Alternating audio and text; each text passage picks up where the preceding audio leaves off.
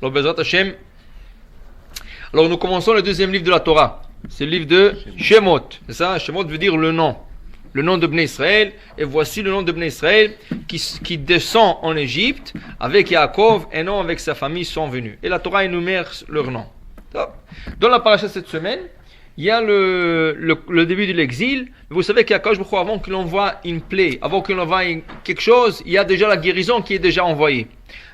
Dans la paracha, nous lisons à propos de l'exil, mais il y a déjà le délivreur. C'est ça, le rédempteur qui venait, qui est Moshe Rabbeinu. Il est né dans la paracha cette semaine. Il allait être noyé, mais il a été sauvé à la fin. Non seulement qu'il est sauvé, par qui il est sauvé? Par celui qui essaie de tuer les Juifs. Paro, il essaie de tuer les Juifs, et Paro va sauver Moshe Rabbeinu. C'est vrai ou pas? Oui. Comment il va sauver? Sa fille, le jour que Moshe est mis sur le Nil, elle décide de se convertir. Il a dit, regarde, les Juifs, je vais m'identifier avec les Juifs, ils souffrent tellement, ils ne méritent pas de souffrir, c'est pourquoi mon père est en train de leur faire souffrir comme ça, et c'est une belle religion et tout ça. Elle décide d'aller se convertir, mais elle ne va pas faire chez elle. Alors qu'est-ce qu'elle fait? Elle va descendre à Goshen, et elle va prendre son mikvé, parce que quand tu veux te convertir, tu as deux choses à faire, la circoncision et se convertir. Le mikvé. Mais comme ce n'est pas un homme, elle est une femme, alors tout ce qu'elle a à faire, c'est se tromper. Elle va se tromper dans le mikvé le jour qu'elle a décidé qu'elle va devenir pure et va se joindre au peuple juif. Elle trouve le rédempteur d'Am Israël, Moshe Rabbeinu. Moshe, une question pour toi. Tu t'appelles Moshe, Nachon? On dit que tout celui qui s'appelle Moshe, il a un plus grand intercelle de Moshe Rabbeinu. Alors, une question pour toi. Est-ce que Paro savait que Moshe Rabbeinu est juif ou pas? D'abord, est-ce qu'elle savait? Oui. Oui, parce que la Torah, elle dit, elle a vu le bébé, elle a compris qu'elle est juif. Elle a vu circoncis, elle avait compris, oui. Mais est-ce que Paro savait que le petit est juif? Oui, ou non? Oui. Non? Oui. S'il dit oui, pourquoi? Est-ce qu'il n'a pas demandé de tuer tout le bébé juif? Il aurait dû les jeter dans l'eau. Hein? Il a jeté dans l'eau. Ah, t'as jeté dans nos cours l'autre fois. Paro, tout ce qu'il a dit, c'est jeter les enfants dans le Nil.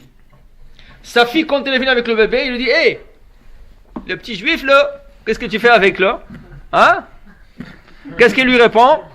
Elle lui dit, moi papa, toi tu as dit, Kola ben ayelod, tout garçon né chez les juifs, ayohora tashlichou, vous allez jeter dans le Nil.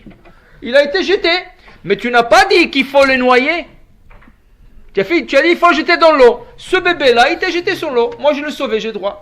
Alors il lui a accordé, Parole lui a accordé le bébé. Il a dit, ça va ma fille, tu peux le garder. Et elle a élevé Moshe Rabbeinu. Mais comme elle s'est convertie, et elle va s'en occuper de Moshe Rabbeinu, ça, alors elle a élevé comme un juif, elle s'occupait de son manger, tout ce qu'il faut pour lui. Ok? Maintenant, vous savez que dans la vie d'un homme, ou n'importe une femme, n'importe qui, toujours, dans ta vie, tu te recherches, tu te cherches. Il y a des gens qui se cherchent des années, ils ne sont jamais trouvés. C'est ça? Mais qu'est-ce que tu cherches en vérité? Qu'est-ce que tu cherches? Tu cherches de devenir quelqu'un de très important. C'est ça que chacun. Il y a des gars, le gars il veut être le chef d'une entreprise de 1000 ouvriers. Il veut être bombardier, il veut être le manager, c'est surtout ça. Il y a un gars, il va chercher d'être le grand rabbin d'Israël.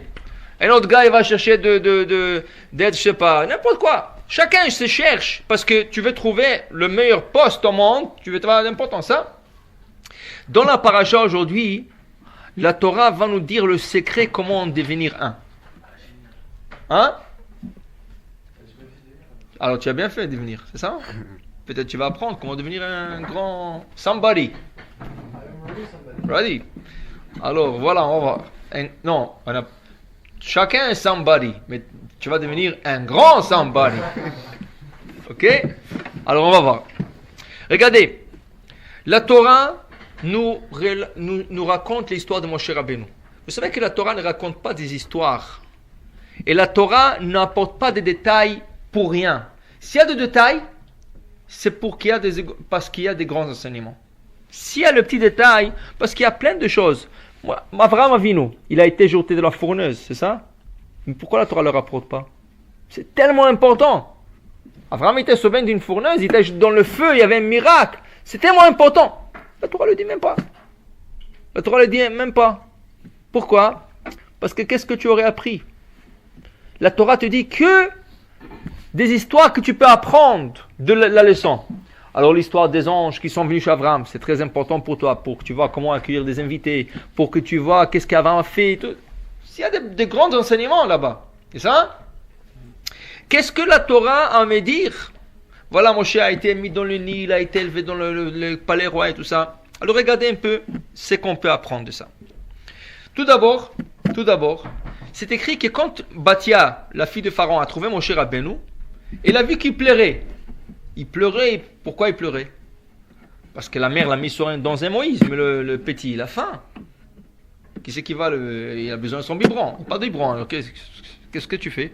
Alors il pleure. Elle a compris qu'il a faim. Qu'est-ce que fait le Bathia? La Torah, le Midrash dit. Qu'est-ce que fait Bathia? Elle a appelé des femmes égyptiennes. Venez, j'ai un petit bébé là. À l'époque, la femme nourrice, celle qui nourrissait le bébé, c'était payant. Il y avait des femmes qui étaient spéciales que pour ça. Alors il a appelé des femmes égyptiennes. Venez, s'il vous plaît, le petit il a faim. Je vous donne tout ce qui ça paye. Mais nous... Et Moshe, chaque fois qu'il arrive à une égyptienne, il ferme la bouche. Il veut pas. Et eux, ils essaient de l'ouvrir. Voilà. Rien, il leur mord même. Rien. Il veut pas. Il veut pas. Pourquoi il veut pas? Hein? Rachidi, voilà. Rachidi, c'est pas Halav Israël. Rachidi. Lui, il a dit, Moshe se dit, la bouche qui va parler à Kadosh Baruch Hu, est-ce qu'elle peut manger en kosher? Non. Alors moi, je touche pas. Ah, mais tu as faim. Tu es un bébé, tu n'as pas encore ma mitzvah, tu peux te permettre. Non. Comment il peut manger Halav Israël s'il est en Égypte? Comment? C'est quoi Halav Israël? Tu prends une vache, tu la surveilles, c'est tout. La vache juive ou la vache goy, c'est la même vache. Donc il faut surveiller que le goy ne met pas des produits dans le lait. C'est ça? Alors le Halav Israël, il y a un mashgiach là-bas, est en train de surveiller que la compagnie ne met pas de la graisse animale. Il y avait ici à Montréal, il y avait un mashgiach, le pauvre il est décédé. Un jour il est parti à New York et en route, il a vu une grande citerne de lait. Le citerne était en plein champ là-bas. Il est parti 2 jours, il est retourné. Il retourne, le citerne est encore là. Lui, il était toujours curieux, ce gars-là. Alors il a dit, est-ce qu'il y a du lait ou c'est rien qu'une citerne vide? Il est parti voir. Il y avait du lait. Il a dit, pas possible, 2 jours en soleil. Tout le lait doit tourner. Il est parti parler au gars, le propriétaire et tout ça. Il a dit, mais dis-moi, il y a 2 jours je passais ici, le citerne était là. Et en soleil, il a dit, non, nous on a une technique spéciale. On a un peu de graisse. C'est moins que 2%. Et tout ce qui est moins que 2%, tu n'es pas obligé de le déclarer. On le met dans le lait et ça reste bien. Ça peut rester beaucoup de jours. C'est ça, khalav. C'est ça le khalav non Israël. Khalav non Israël, tu ne sais pas qu'est-ce qu'ils mettent dans le lait. Parce que prends 2 laits qui viennent de la même vache. Ok? Un c'est khalav Israël, l'autre c'est pas khalav Israël. Tu le mets sur la table. 2 jours plus tard, tu vas voir le khalav Israël est déjà tourné. Pas bon? Le non khalav Israël est bon. Comment? Le même lait, quoi? Il fait. Est-ce que le lait est raciste? Il dit pour le juif, je tourne pas. Qu'est-ce que ça veut dire ça? Alors comment ça se fait qu'on accepte du lait de... Oh, comment ça se fait? Alors ils disent non. Il y a une loi. La loi te dit que si tu mélanges n'importe quoi dans le lait, tu reçois une amende de $10,000. Très bien. Mais une compagnie qui fait $100,000 de profit, $10,000, ça va leur changer quelque chose. À Toronto, il y a une compagnie de caterer pour les avions. Ils les ont attrapés avec non kosher. Ils leur ont donné $10,000 d'amende. Parce qu'ils ont mis du non kosher dans le truc cachère. 3 mois plus tard, ils sont attrapés encore. $20,000 d'amende. 4 mois plus tard, encore $30,000 d'amende. Mais le gars, il dit, mais vous êtes fous. $10,000, 20. Il dit, c'est rien. Le profit que nous faisons, il est beaucoup plus grand que cette amende. C'est rien. Cette amende ne nous dit rien. Comprends? Le combat tous les jours, il est pas caché? Je sais pas. Mais il faut que tu te poses la question, non? Non, mais il est vendu dans des places. Aujourd'hui, le lait, il a un autre problème. Ça va être quoi le problème du lait? Aujourd'hui, si vous vous rappelez, il y a 10 ans de ça, il y avait un mashgiach qui travaillait à Baltimore, la ville de Baltimore, en États-Unis. il voit un jour des vétérinaires venir dans le troupeau de vaches en train de leur faire des piqûres. Il dit, qu'est-ce que c'est ces piqûres-là? Alors on lui a expliqué que la vache, quand elle pètre dans la campagne, quand elle mange, son estomac gonfle. Parce qu'elle prend beaucoup de l'air, beaucoup de choses. Son estomac gonfle. Quand l'estomac gonfle, et il y a beaucoup de l'air dans l'estomac, elle n'arrive pas à produire beaucoup de lait. Elle donne beaucoup moins de lait. Qu'est-ce qu'ils ont trouvé un système? Ils font des petites piqûres dans l'estomac de la vache avec une aiguille très très fine. Petite piqûre, ça fait un petit trou. Ce trou dégage de l'air en quelques jours, ça dégage de l'air. L'estomac se rétrécit à son vrai sa taille, et là elle produit plus de lait. Pour nous, une vache comme ça, c'est tarif. Pas seulement que la vache tarif, tout ce qui sort d'elle, c'est tarif. Ses bébés sont tarif, son lait c'est tarif, tout est tarif. Hein? Parce que tu n'as pas la vache n'a pas le droit d'être perforée.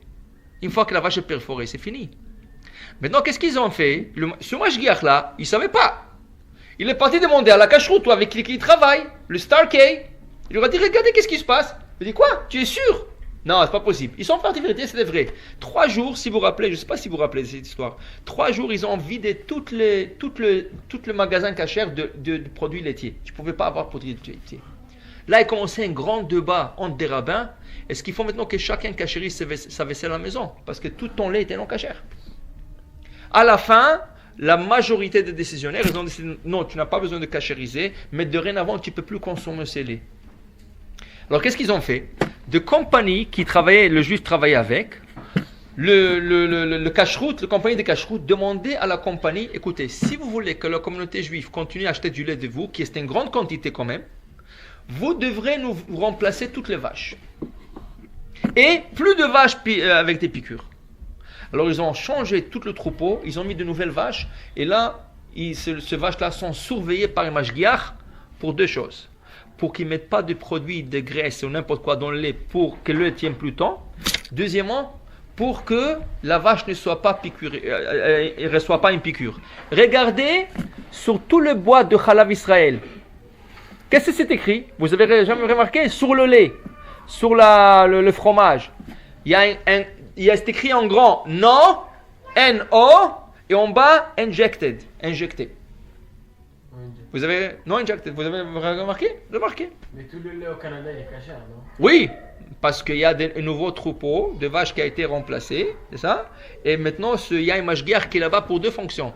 Pour qu'on ne mette pas de produits dans le lait et pour qu'on ne pique pas les vaches. Alors avant, il disait comme ça, avant. Puisque la loi du pays te dit, si on t'attrape, c'est une amende, si tu mélanges quoi que ce soit. Alors il y avait des rabbins qui disaient, tu pouvais prendre n'importe quel québécois, tu pouvais prendre seal test, tu pouvais n'importe quoi. Mais maintenant, beaucoup de rabbins te disent, non, rien à faire. Maintenant qu'il y a ce problème, même s'ils ne mélangent rien, mais il y a le problème de la piqûre. C'est ça? Maintenant, il y a des autres, des grands MK, OU, des autorités comme ça, ils te disent, non, tu sais quoi?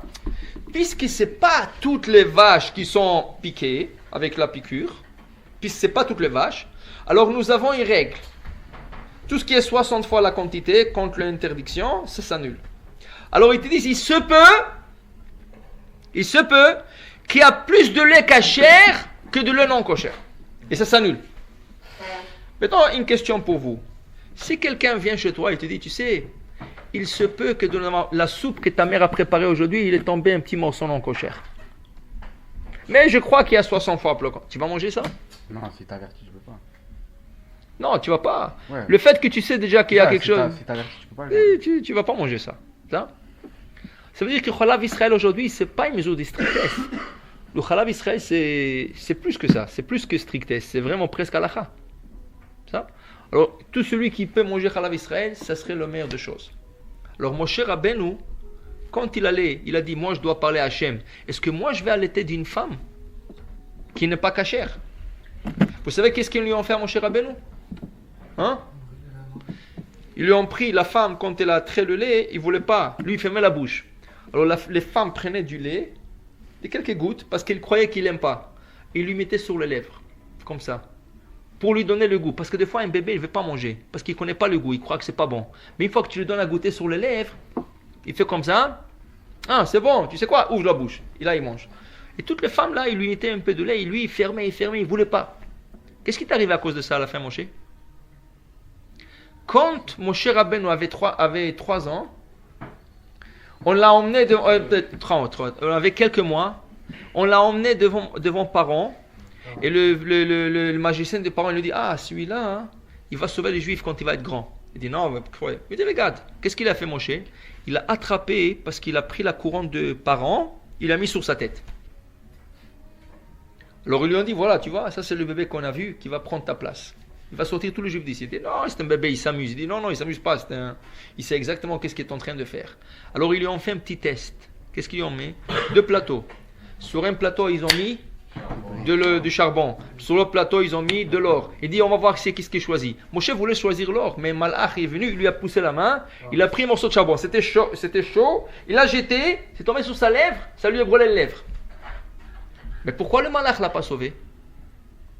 Si le Malach lui a poussé la main pour qu'il ne touche pas l'or, c'est ça? Il pourrait aussi le sauver de ne pas brûler ses lèvres.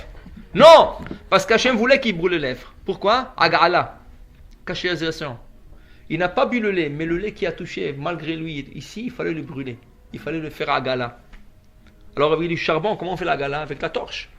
Avec le charbon, ça lui a fait l'agala sur les lèvres. Mais à cause de ça, il est devenu quoi? Bégayé. Alors, tant qu'il a essayé, voilà. Alors, élément numéro 1. Élément numéro 1. Tu veux devenir quelqu'un de très très important, au moins dans le peuple juif, tu manges que kasher. N'essaie pas de prendre autre que kasher. Tu manges 100% kasher. Parce qu'il y a des gens qui, tu sais, moi, quand je sors avec les amis, je mange kasher à la maison, mais je prends de la salade. Qu'est-ce qu'il y a dans la laitue? Ah oui? Dans la laitue, s'il y a un petit verre comme ça, chaque petit verre, c'est 5 fois 39. C'est un jardin botanique, la laitue. Oui. Est-ce que tu as un dos assez fort pour recevoir 5 fois 39 coups, comme ça? Ils laissent, les Américains. Ils laissent au moins, je pense, sur 1000 grammes, ils laissent au moins 33 grammes de mythe à l'intérieur de la laitue. Ouais. Mais tu sais qu'il y a un problème avec la bracha? Parce que le mythe, le petit verre, c'est shakol. Et la laitue, c'est Adama. Alors, tu es en train de manger sans bracha. Il faut avoir la kavana d'acquitter le mythe. Mais ça, c'est la blague à part. Mais pour vous dire, c'est ça? Il y a plein. La salade César, la sauce, 100% non cocher. 100% non cocher. La sauce qu'ils mettent sur la salade César, c'est pas cocher. C'est ça? Hein? Qu'est-ce qu'il y a dedans? Tu veux pas savoir. C'est pas cocher. C'est du porc et toutes sortes de choses. En plus de ça, tu vas dans un restaurant, business deal. Oui? Alors tu dis, moi je ne mange pas kasher, je mange le poisson, saumon. Saumon c'est kasher, monsieur c'est kasher. Le gars il t'emmène même le saumon à table. Est-ce que monsieur voulait ce poisson, le gris ce poisson? Tu choisis même le poisson, tu vois des écailles, il y a des nageoires, pas de problème, c'est un saumon. Mais oui, mais où il va le griller ce poisson? Sur la grille sur laquelle il vient de faire de crevettes.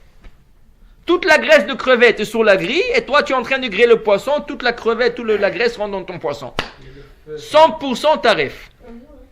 Comment il y a du feu? Mais ça enlève pas la graisse? Non. Pour que le feu consomme la graisse, il faut que tu fais la gala. Et la gala, il faut que tu laisses le barbecue vide pour 10 à 15 minutes. Il faut que tu aies une brosse, que tu nettoies. Est-ce qu'ils font tout ça? Bien sûr que non. Bien sûr que non. Alors ils prennent le poisson, ils te la grillent sur le même, des fois c'est une poêle, à frire. Ça, ils viennent de faire des shrimps, et toi tu manges saumon à la shrimp. Il n'y a pas, ou tu manges kasher ou tu manges pas, il n'y a pas de in-between. Ça, il faut que tu manges. Alors tu manges pas d'or, c'est plus difficile, c'est vrai, mais pas de problème. Pas de problème, ou tu manges kasher ou tu manges pas. Rien à faire. Alors, ça, c'est condition numéro 1. Tu vas devenir un grand? Voilà, tu fais ça. Tu manges que kasher. Ça, c'est une chose. Deuxième chose. Il y en a aussi qui mangent pas dans les restaurants kasher. Qu'est-ce que ça veut dire? Oui, parce que ils sont plus stricts. Et le standard de certains restaurants kasher, il n'est pas assez strict. C'est pour ça, ils sont plus méticuleux que ça. C'est vrai. Est-ce que béni, c'est bien parce que c'est le gars c'est l'autre qui te met la viande sur Je le sais riz. pas. Je connais pas la vérité. Non. Mais si on va dire il y a la viande comme crue, comme ça, et c'est le non-juif qui te le met sur le four, sur le grill, c'est pas cachère. Non, il faut que ce soit le juif. Bichou d'Israël. Maintenant, regardez, deuxième condition. Moshe Rabbeinu, il a 18 ans. Ok, maintenant, on passe l'histoire vite de la Torah. La Torah passe l'histoire vite. Il ne va pas te dire, il a mangé, il a bu, et il avait 1 an, il a fait l'anniversaire, il avait 5 ans, il a fait la... Non. La Torah passe vite le... Tachles, qu'est-ce que tu veux dire? Il a 18 ans. La Torah te dit. Et voilà qu'il a grandi. Il est devenu un homme. Et il veut voir qu'est-ce qui se passe avec ses frères les juifs. Pourquoi? Il a tellement entendu à propos des juifs qu'on lui a fait de mal, mais il n'a jamais vu. Parce que lui, il a été élevé où? Au palais royal, chez Paro. Alors il veut voir. Il veut voir. Alors qu'est-ce qui se passe? Qu'est-ce qui se passe? Il sort. Pour la première fois de sa vie, il sort. Qu'est-ce qu'il voit? Un Égyptien en train de frapper un juif. Tar. Et pourquoi il le frappe? Parce que le juif, il a appris que l'Égyptien, il était avec sa femme la veille. C'était le seul incident qui n'était pas bon pour le peuple juif. Et non seulement qu'il était avec sa femme, il est en train de le frapper parce qu'il a su. Il dit ce rachat là, alors il est en train de frapper un de mes frères. La Torah, qu'est-ce qu'il dit? Il regarde à droite, il regarde à gauche, il n'y a personne, il a frappé, il l'a tué. Mais comment il savait qu'il était juif, Moshe? Qui? Moshe Rabbeinu. Quoi? Il ne peut pas voir un Égyptien avec un juif. Non, comment il savait lui qu'il Lui-même. était un juif? Parce que sa mère qu'il a adoptée, elle s'est convertie. Elle lui a donné à manger cachère. Elle lui a dit que tu es juif et tu lui as raconté toute l'histoire de son peuple. Patia était juive. Elle s'est convertie. Comment elle s'appelle sa vraie mère? Sa vraie mère, Yochevet. Ça? Alors, il savait qu'il est juif. Et c'est pour ça qu'il veut savoir. Il veut sortir, voir qu'est-ce qui se passe. Il a tellement entendu des histoires sur ses frères qui sont oppressés, qui sont maltraités, qui sont tout ce que vous voulez. Alors, il voulait savoir. Et voilà, qu'est-ce qu'il voit? Un Égyptien en train de frapper un Hébreu. Alors, il l'a tué. Le lendemain, il sort encore pour voir. Qu'est-ce qu'il voit cette fois? 2 juifs se battre. Mais il dit, ça va pas chez vous? Déjà, les goïms vous frappent. Et vous faites la dispute entre vous. Qu'est-ce qu'ils lui disent? Ah oui, tu veux nous tuer comme tu as tué hier l'autre, l'Égyptien. Et ils vont chez Paro pour lui dire. Pour lui dire à propos de moi. Moshe n'a pas le choix. Il doit se sauver du pays parce que Paro veut le tuer maintenant. C'est son fils, mais tu as tué un Égyptien alors que tu es avec les Juifs contre moi. Il veut le tuer. Top. Déjà, critère numéro 2. La justice. Tu veux être un grand, tu veux faire, you want to make it to the top. Sois juste, sois droit. Quand tu vois l'injustice, il faut que tu interviens. Ah, c'est pas mes affaires, moi ça me regarde pas. Non. Si tu es un homme juste et tu vois des choses qui sont pas correctes, il faut que tu t'interviens. Et Moshe, il a intervenu 2 fois. Une fois auprès d'un goy envers un juif. Deuxième fois, même entre juifs, il faut que tu interviens. Il faut que tu montres que tu es juste. Que tu es droit. Alors voilà. Tu manges cachère et tu es juste. Tu ne supportes pas l'injustice. C'est ça? Mais tu peux dire, ah mais attends. Dans les 2 cas, l'Égyptien qui a frappé un juif et le juif qui voulait frapper un juif, dans les 2 cas, il y avait un juif qui était impliqué. C'est ça? L'Égyptien qui a frappé un juif, c'est parce qu'il y a un juif impliqué. Les 2 juifs qui sont disputés, parce qu'il y a 2 juifs qui sont impliqués. Alors regardez, Moshe se sauve de l'Égypte. Où il se trouve? Midian. C'est quoi la première chose qui lui arrive quand il arrive dans ce nouveau pays, Midian? Il voit 7 filles qui sont menacées par des bergers. Ah, sortez d'ici, on va voir ici. Vous n'avez pas le droit de venir ici. Si on va voir ici encore, on vous frappe. Et toutes sortes de menaces. Pourquoi? Leur père, c'est Yitro. Yitro, c'était le prêtre de Midian. Mais un jour, un de ces beaux jours-là, il est devenu athée. Il ne croit en rien. Il ne croit en rien. Il ne veut pas croire en rien. Parce qu'il a dit, aujourd'hui, par hasard, je suis à la banque. Il y a un gars, il a l'air, moi j'étais sûr qu'il est juif. J'étais sûr. Parce que chaque fois, il se tournait envers moi, il essaie de commencer une discussion. Moi, je tourne chaque fois pour ne pas, je ne sais pas s'il est juif. Mais j'étais sûr qu'il était juif. À la fin, il commence à me parler. il me dit, ça va mal la situation en Israël, tout ça. Je dis oui. Je dis oui. Comment ça? Il dit, tu sais, je vais bientôt en Floride. J'ai dit, ok, c'est bien pour toi, tu vas te sauver du froid et tout ça. Alors il me dit, tu sais, moi je suis pas juif. J'ai dit, wow. Alors il dit, ok, je dis, ça va, c'est ton droit. Il me dit, moi je suis athée. Pas de religion. Qu'est-ce qu'il est? Il est de Tchécoslovaquie. Un Tchèque. Alors je lui dis, alors, je m'étonne pourquoi il me parle. Qu'est-ce que c'est? Il y a des fois des gens qui aiment parler. Il me dit non. Il me dit, il m'a dit, mon fils, qui est goy, il a épousé une juive. Mon petit-fils est juif, il me dit. Et il vient de faire la bar mitzvah l'année dernière. Waouh, quelle salade. Moi, c'est tout ça, je le laisse parler. Lui, il parle. Et après, il me dit, mais les juifs, mais qu'est-ce qu'ils font de mal dans le monde? Ils font rien. Il dit, lui, il était chrétien. Il est devenu athée. Pourquoi il est devenu... Qu'est-ce que c'est athée? Sans religion. Il a dit parce que dans la Deuxième Guerre mondiale, il voyait comment on tue des hommes au nom de la religion. Il disait, c'était mitzvah de tuer des juifs, les juifs sont comme ça. Mais il dit, de quel droit? Est-ce que Dieu jamais a dit tuer des juifs? Est-ce que Dieu a... N'importe quel Dieu, il dit tuer quelqu'un? Ça l'a refroidi de sa religion. Tov, il ne va pas devenir juif, mais il n'a pas de religion. Il ne croit pas. Si Dieu dit tuer des hommes, il ne croit pas. Mais il se colle quand même au peuple juif.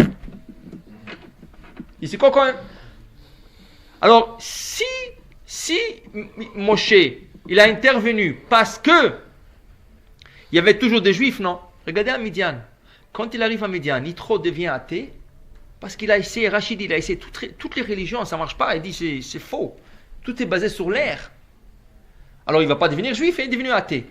Parce qu'il est devenu athée, et c'était le prêtre, le chef spirituel de toute Midian, on l'a repoussé de la société. Il ne voulait rien savoir de lui, ni de lui, ni de sa famille. Quand ses fils sont venus ce jour-là abreuver leurs troupeaux, ils les ont jetés. Moshe arrive en ce moment, qu'est-ce qu'il fait? Il se bat pour les 7 filles. Celui qui va leur toucher, je lui coupe la tête. Celui qui va faire, et il dit non, elles vont passer en premier. Il a fait passer tous les 7 filles en premier. La Torah dit, ils ont abreuvé leurs troupeaux, ils sont revenus à la maison plus tôt que la normale. Parce qu'il leur a donné first come, first... Alors le père, il leur dit, mais comment ça se fait que vous êtes venus si tôt aujourd'hui? Et elles le disent, il y a un Égyptien qui nous a sauvés. Tout de suite, appelez-le, qui va manger avec nous ce soir. Et une fois qu'il va manger avec nous, il va se marier avec une de vous. C'est comme ça. Il a marié Tzipora à la fin. Mais il est juif? Hein? Non, il a converti. Et en plus, n'oublie pas, il n'y a pas encore Matan Torah. Il n'y a pas encore le don de la Torah. Ouais, mais il a converti quand même. Il a converti, bien sûr qu'il a converti. Maintenant, regardez. Qu'est-ce qui se mêle dans un pays étranger entre goïms? C'est des goïms qui sont en train de berger contre des filles. Bon, non, mais c'est pas juste. Un homme, des bergers qui sont des hommes qui sont plus forts que des femmes, ils abusent de femmes comme ça, c'est ça? C'est pas qu'il a essayé qu'il voulait être macho man parce qu'il y avait beaucoup de bergers là-bas, ils pouvaient le tabasser, Shalom. Parce que par question de droiture et justesse, c'est pas juste. Alors comme il a fait en Égypte, il a fait pour des juifs, mais là tu vois que quand tu es juste et tu veux devenir un grand, il faut le faire même avec des goïms. Il ne faut pas dire, ah ça c'est un goï, je lui vole de l'argent, ça c'est un goï. Ou tu es juste ou tu n'es pas. Il n'y a pas à être juste avec des juifs ou avec non-juifs. Il faut que tu sois intègre avec tout le monde. Parce que c'est comme ça. Ça c'est une qualité que tu acquiers en toi. Parce que Moshe avait ses qualités, Moshe Kacher, il était juste et envers les juifs et envers les goïms, c'est ça? Et il avait beaucoup de crainte de ciel qu'il a hérité de sa mère. Pourquoi? Sa mère, qui c'était sa mère? Sa mère, c'est quoi la profession de sa mère? Sage-femme. Sa sœur, c'était une sage-femme. La Torah dit, Paro, il a appelé les 2 sages-femmes de la communauté juive, Shifra et Poua, qui en vérité leur vrai nom c'est Yochevet et Myriam. Il les a appelés, la mère et la fille. Il les a appelés et il leur dit, écoutez, est-ce que vous êtes des sages-femmes? Il dit oui. Alors, je vous donne un job. Je vous paye bien, je vous donne un job. Vous allez aider aux femmes juives d'accoucher. Mais chaque fois que dans l'accouchement, vous voyez que le bébé c'est un garçon, vous allez l'étouffer en sortant. Vous l'attrapez par la gorge, vous le tirez. Comme si vous voulez le sortir et vous l'étouffez. Et là, quand il va sortir, le pauvre, il est mort à la naissance. Et comme ça, on se débarrasse de petits garçons juifs. C'est ça? La Torah, qu'est-ce qu'elle dit? Que les sages-femmes n'ont pas obéi. Quoi? On va tuer des bébés? Jamais de la vie. Non seulement qu'ils n'ont pas obéi, chaque fois qu'ils allaient dans une maison qu'une femme accouchait, elles apportaient de la nourriture et du lot. Et de l'argent aussi donné à la famille. Paro, il voit qu'après quelques mois, il y a plus de bébés garçons qu'attendus. Et qu'est-ce qui se passe? Moi, je leur ai engagé pour tuer. Il les appelle encore. Mais dites-moi, pourquoi vous avez ressuscité et faire vivre le petit garçon? Il dit, écoutez, nous, les femmes juives n'ont pas besoin de nous. Ils n'ont pas besoin de nous. Pourquoi? Parce qu'elles accouchent toutes seules, elles sont comme des animaux. L'animal, est-ce qu'elle a besoin de l'aide pour accoucher? Non, la femme juive n'a pas besoin de nous. Alors, il y a un mashgiach qui s'appelle le Rav Levenstein. Et le Rav Levenstein pose une question. Regardez, si tu rencontres un gars dans la rue, comment ça va, bon, Hashem, comment ça va? Dis-moi où tu habites? Le gars, il te dit, moi j'habite le Hollande. Ah oui, très intéressant. Qu'est-ce que vous avez? Il y a des choses comme ça. Il dit, c'est quoi votre métier? Qu'est-ce que vous êtes fait comme profession? Il dit, moi, je répare des machines à laver. Ah oui? Il dit, quelle marque? Il dit, n'importe quelle marque. Tu me donnes n'importe quelle marque de machine à laver, je te répare, je suis spécialiste, je travaille dedans, je connais tout le boulon, je connais toutes les fils. Très bien. Le gars, il lui dit, et ça paye bien? Il dit, oh, ça paye très bien. C'était un bon job, ça. Il lui dit, toi-même, tu fais de l'argent? Il dit, oh Hachem, il manque de rien. J'ai fait beaucoup d'argent. Il lui dit, dis-moi, quelle est la marque la plus répandue en Hollande de machines? Je sais pas, en Canada, il y a quoi? Il y a Frigidaire, il y a la marque Frigidaire, il y a la marque Maytag. Ça, hein. En Hollande, quelle marque? Il dit, tu sais, en Hollande, il n'y a pas de machine à laver. Ça veut dire ça. Je vais te demander ce que tu fais, tu répares des machines, tu connais le boulon, tu connais le truc. Il y a de la parnassa, il y a tout ce qu'il faut, tu répares n'importe quelle. Je te demande quelle machine, tu m'as dit en Hollande il n'y a pas de machine. Qu'est-ce que tu manques de moi quoi? Qu'est-ce qui se passe? C'est exactement l'histoire de deux femmes. Parents les appellent, ils leur convoquent. Est-ce que vous êtes des sages-femmes? Oui. Est-ce que vous travaillez dans... Oh, ça fait des années qu'on travaille dans ça. C'est notre métier, hein? Ah, très bien. Je vous paye le meilleur salaire. Faites-moi le travail, c'est quoi? Le bébé qui sort, si c'est un garçon, vous le touffez, c'est tout. Vous recevez de l'argent. Ok? Les femmes ne font pas leur travail, parole leur convoque. Qu'est-ce qu'elles répondent? Les femmes juives n'ont jamais besoin de sages-femmes. Ah oui? Alors, vous n'avez pas dit que vous êtes des sages-femmes? Alors c'est quoi votre métier? C'est exactement comme le gars, c'est exactement la même chose.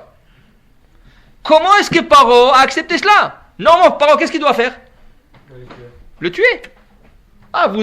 Vous foutez de ma gueule. Alors je vais vous montrer, vous. Vous dites que vous êtes sage-femme, après vous me dites non, et pas seulement ça, vous donnez de l'argent, vous donnez du manger. Mais qu'est-ce que Paro il fait? Qu'est-ce qu'il fait Paro? Retournez chez vous, pas besoin de vous. Mais pourquoi? Pourquoi il les a pas tués? Dit le Rav Levenstein, tu sais pourquoi? La Torah nous dit pourquoi. Les femmes, pourquoi elles n'ont pas tué le bébé?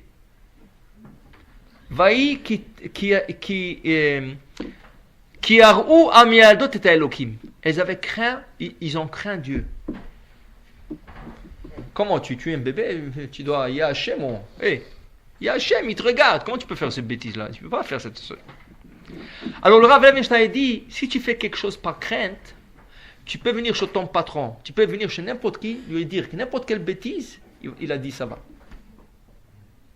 Tu sais, une question pour vous. Une femme m'appelle hier, elle me dit, elle a acheté une maison. Elle est célibataire, mais Bezat Hashem va se marier bientôt. Elle a acheté une maison, 3 jours après la signature, elle perd son job. Il faut payer l'hypothèque. Ok. Baruch Hashem, 4 mois sans travail, et Baruch Hashem, elle trouve un travail. La patronne tombe amoureuse d'elle, elle lui donne le meilleur salaire dans la compagnie, toutes les conditions, Shabbat, c'est une Goya. Ça veut dire la patronne. C'est une Goya, elle lui donne Shabbat, elle lui donne fête, tout ça, très bien, tout. Donc, la patronne lui dit, maintenant, avant qu'on signe le contrat, je vais t'emmener au restaurant. La fille Shomerka est cachère. Elle lui dit, je ne peux pas aller avec vous au restaurant. Et pourquoi?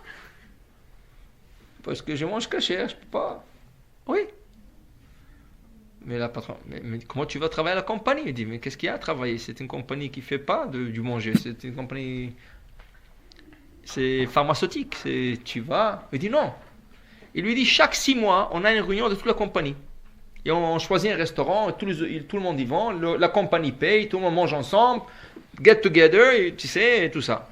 Après 2 ans, tu dois aller voir des clients. Mais quand tu vois des clients, il faut que tu les fasses sortir. La compagnie paye cela.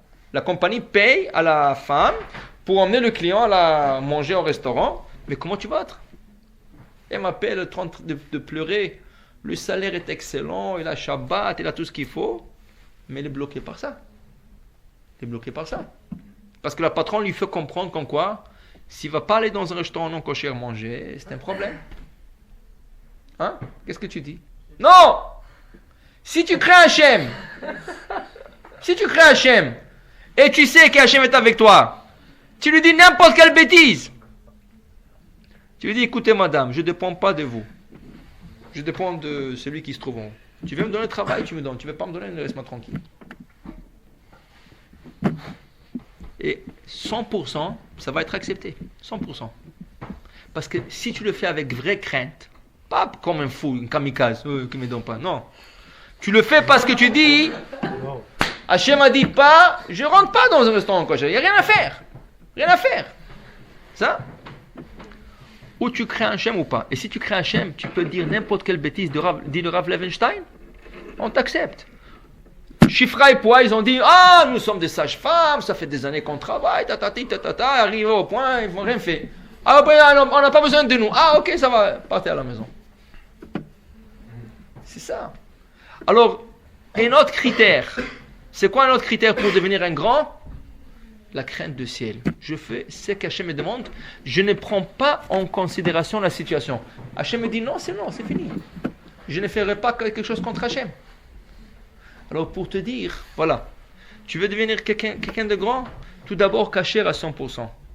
Deuxième chose, tu dois être intègre. Tu dois être un homme juste. Que ce soit de côté juif, soit de côté goy, tu voles pas, tu ne prends pas, tu fais tout droit, comme il faut. All by the book, as they say. Ça? Et troisième chose, tu dois craindre Hachem. Et vraie crainte, pas tricher. Parce qu'il y a des gens qui trichent un peu. Moi, je suis Shomer Shabbat. Comme ça. Mais des fois, tu sais, la situation, et si j'ai besoin de la lumière et je vois pas, une fois Hachem, pardon-moi, ça marche pas. Ou tu l'es pas. C'est ça? Alors, tu peux pas jouer avec la religion. Ou tu es juste, tu intègres, et tu fais tout à droit, ou non. C'est ça? Mais maintenant, la différence, c'est quoi? C'est vrai. Au début, il y a des gens qui n'arrivent pas à arriver là-bas, au sommet, tout de suite. Alors on le dit, take it easy, step by step, une pas à la fois, tu sais, un pas à la fois, ça va. Mais nous, on parle maintenant de quelque chose d'autre. Nous, on parle que tu veux aller on the top, tu veux aller au bout. Tu veux devenir un grand, tu veux devenir quelqu'un d'important, ça peut être, tu veux devenir un conférencier, tu veux devenir un rabbin, tu veux devenir un chef de compagnie, tout ça. Toutes ces choses-là, il faut que c'est critères. Et c'est pas pour rien que la Torah raconte l'histoire de Moshe Rabbeinu. Il était de Moïse, il voulait pas têter des femmes égyptiennes, et il a vu l'histoire de gars se bagarrer. Parce que si on voulait, il y a des autres histoires dans le Midrash. Regardez le Midrash. Moshe Rabbeinu a passé 20 ans dans un pays étranger, Couche, ou selon le Midrash 40 ans. Et lui, quand il est arrivé là-bas, il y avait une guerre, il leur a donné des conseils stratégiques, ils ont gagné la guerre, ils l'ont nommé comme roi. Il était roi là-bas. Pourquoi on n'apporte ça, pas ça dans la Torah? Pourquoi c'est dans le Midrash? Moshe Rabbeinu était en prison 10 ans chez Yitro. Parce que Yitro, il était affilié avec Paro. C'était un de ses conseillers. Alors quand Yitro apprend que Moshe se sauvait de l'Égypte parce qu'il a tué un Égyptien, il l'a mis en prison. Il ne pouvait pas lui retourner, mais il l'a mis en prison 10 ans. Pourquoi la Torah ne le dit pas? Parce que pour toi, ce n'est pas un enseignement. C'est pas quelque chose que tu peux... Mais quand il y a un enseignement, une histoire aussi banale qu'elle a l'air, elle est très importante. S'il est là, c'est parce qu'il y a un grand enseignement. Rien qu'il faut que tu vois qu'est-ce que la Torah voulait t'enseigner. Alors la Torah te dit, la Torah te dit, tu veux devenir mon cher Rabbeinu. N'importe qui peut devenir mon cher Rabbeinu. Regardez dans le Talmud, quand il y a un débat entre deux rabbins, et un rabbin, un de côté a dit quelque chose de très bon, un rappelle l'autre, Moshe Shapir Ka'amart. Moshe, tu as bien dit. Mais l'autre rabbin ne s'appelle pas Moshe. Il s'appelle Rabbi Abou, Rabbi Avimir, Rabbi Rav Chizda. Pourquoi ils disent Moshe, tu as bien dit. Il ne s'appelle pas Moshe. Non, le commentaire dit, quand tu dis des choses bien, tu t'appelles Moshe. Tu as l'étincelle de Moshe. Tu as l'étincelle de Moshe. Ça veut dire que tu as le potentiel, si tu dis des choses tellement bien, tu peux devenir Moshe. Mais Moshe peut devenir sur plusieurs formes. Sur le sommet. Mais fais ce que la Torah. Regarde l'histoire de Moshe. Moshe Rabbeinu, non seulement, pour montrer, avec ça on va conclure, non seulement il était intègre et juste avec les hommes, même avec les animaux. Le Midrash nous raconte une histoire avec un brebis qui se sauvait du troupeau. Une petite brebis, quelques jours elle se sauvait. Et Moshe Rabbeinu court après elle. Il court, il lui fait courir, jusqu'à qu'il est arrivé à côté d'une flaque d'eau. Parce que Moshe, toujours, il faisait paître son troupeau dans le désert. Des fois, il n'y avait pas d'eau. Alors, quand le petit est arrivé sur la flaque d'eau, il s'est arrêté. Normalement, un autre berger. Ah, salopard, tu m'as fait courir jusqu'à là, dans la chaleur. Et je laissais tous mes troupeaux là-bas tout seul. Coup de pied, il envoie balader. Qu'est-ce qu'il fait, mon cher Rabbeinu? Il attend. Le petit, il a terminé à manger. Il le ramasse. Maintenant, tu dois être fatigué, mon petit. Il le met sur ses épaules et le ramène chez sa mère. Hachem lui dit, regarde, comment tu t'occupes des animaux. Même les animaux, tu t'occupes d'eux. Des brebis. Et ça, toi, si tu vas faire avec des hommes, tu vas faire beaucoup plus attention. Ça veut dire qu'Hachem testait mon cher Rabbeinu sur quoi? Parce qu'Hachem te teste. Avant que tu deviennes grand, Hachem te teste. Dans certaines situations. Mais sur quoi il te teste? Il ne va pas tester sur de grandes choses. Sur de petites choses. Sur de petites choses. Tu as un frère, il t'énerve. Tu as une sœur, il t'énerve. Oui? Il te dérange et chaque fois c'est la casse-tête. Il vient dans ta chambre, il jette des affaires et tu te dis, comment tu te conduis? Tu cries toujours. Ok, pas grave, tu l'appelles, ok, essaye s'il te plaît, essaye de... C'est des tests. C'est ça? Des tests. Ta mère te dit toujours, ne sors pas dehors sans prendre ton manteau et tout ça, ton écharpe et tout ça. Chaque fois, elle va me dire ça. Quoi. Je n'ai pas 2 ans qui me dit chaque fois ça. Tu t'énerves, hein? Je suis marié. Si tu es marié, tu te dis ça encore. Tu vas, voilà, c'est un bon mère ça. Comment tu réagis? Il y a des gens qui vont éclater. Arrête avec ces bêtises, chaque fois tu me dis la même chose. Ou tu dis, ok maman, ok, je vais le... Ça? Tout ça, c'est des petites épreuves pour voir comment tu te conduis dans cette situation. Et quand tu surmontes la situation, là, tu commences à monter l'échelle. Tu montes, tu es droit, tu montes. Tu deviens, mon cher Rabbeinu, sur ton niveau, sur ton chose que tu veux devenir. Amen. Espérons que chacun de nous pourra utiliser son potentiel au maximum. Et chacun, il a le potentiel de mon cher Rabbeinu. Seulement, il faut qu'il exploite, il travaille là-dessus. Et Hachem nous donnera la force de le faire. Amen. Amen.